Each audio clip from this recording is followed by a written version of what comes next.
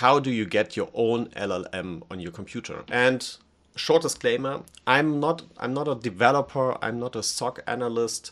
I'm just a guy, if you want to, a script kiddie, who can watch videos or can do some research in the internet, of course.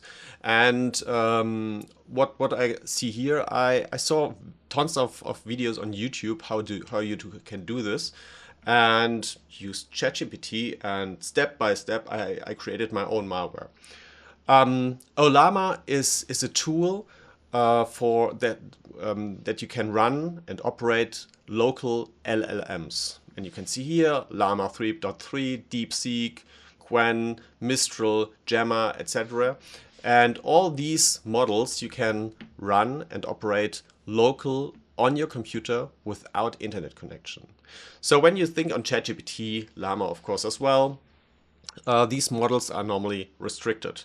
That's why you cannot ask ChatGPT how to build a bomb or how to create malware. You always receive the answer: it's restricted, it's illegal, I cannot provide this information. But there are unrestricted LLMs out there. For example, the Llama 2 uncensored. This model, this LLM, hasn't any filters, so you can ask everything you want. For example, create malware, create ransomware. And this is very easy to use. You choose your model. You can see here the small one and the 70 billion, the large one.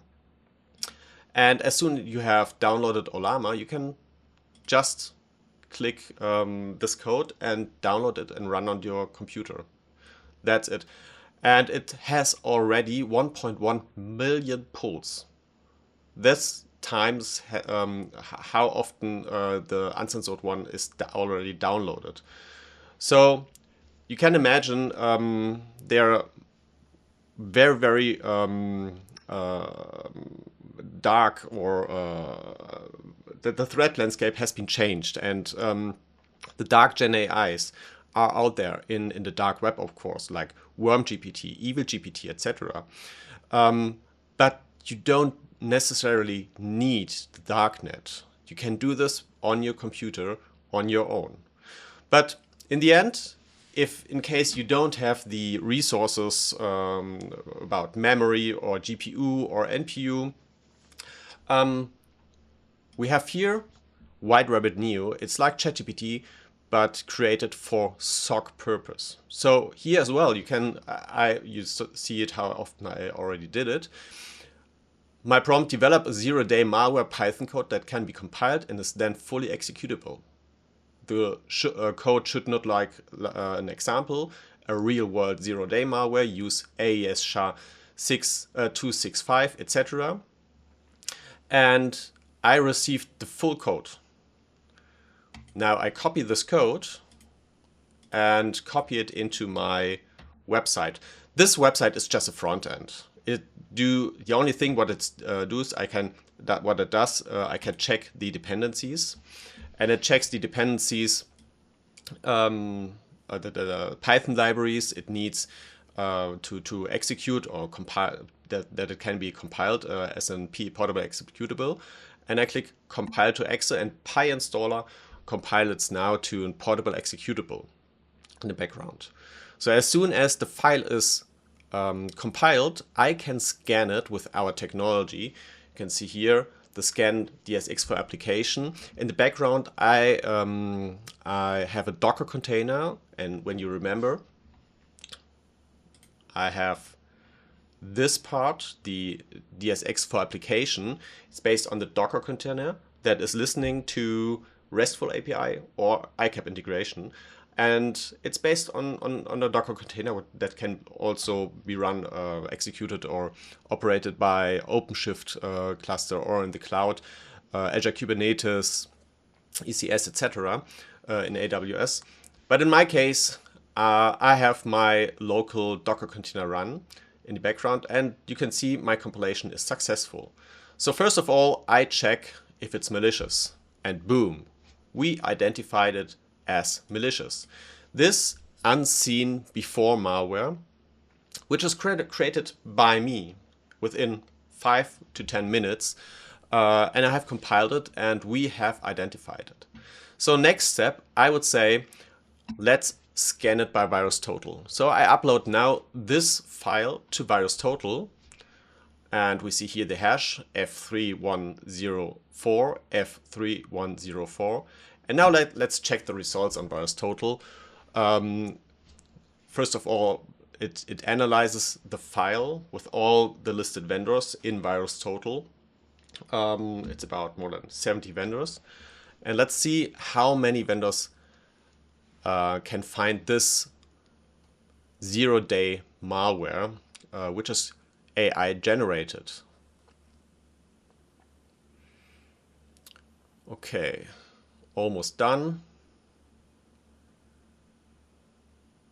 Just a few seconds. We are already 8 out of 72 vendors identified my malicious AI generated code as malicious. All the other ones cannot see this AI threat. We are one, and we see here our file hash. It's our file hash, and I have uploaded a moment ago. Now, but we identified it, and we always identified it with the efficacy rate with more than 99%. Even if it's not there yet, it's always because we are using deep learning instead of machine learning. We can identify the unseen, the unknown, the zero-day threats out there, and can protect the customer's environment. So next we have identified our malicious file. Super. Now we want to see what our companion says about the file, why it's malicious. What I have done now is I started the analysis via API call to our companion, and we see here it's completed. This is our stock grade report. Of course, this is just a JSON answer. It's not nice to read, but as you can see here, when I now jump into my theme, I use the free paper trail. You can see here it's in the SOC. It's written in the theme why it's malicious and that it's malicious. Okay, we can see here this is our file. Where is it? The here, F31, it's malicious. And here's our analysis. It contains suspicious section. Resources indicate to present encoded, encrypted content.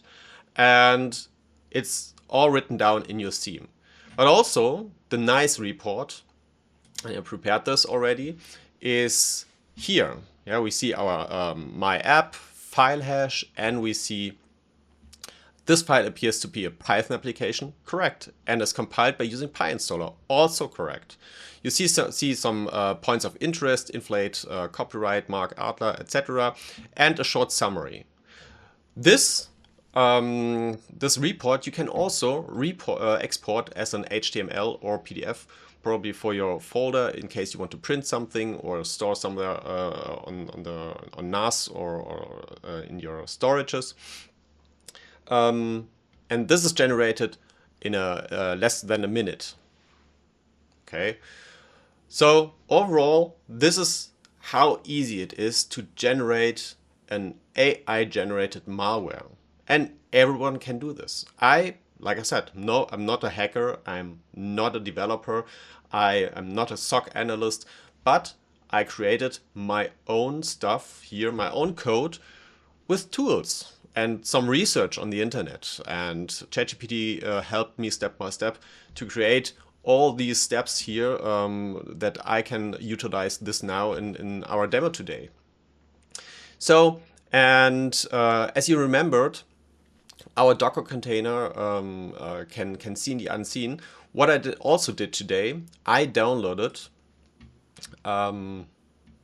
malware from today. So first seen today, Office files, PDF files, PE files, and overall we have here about 112 megabytes and 987 files in 3 folders.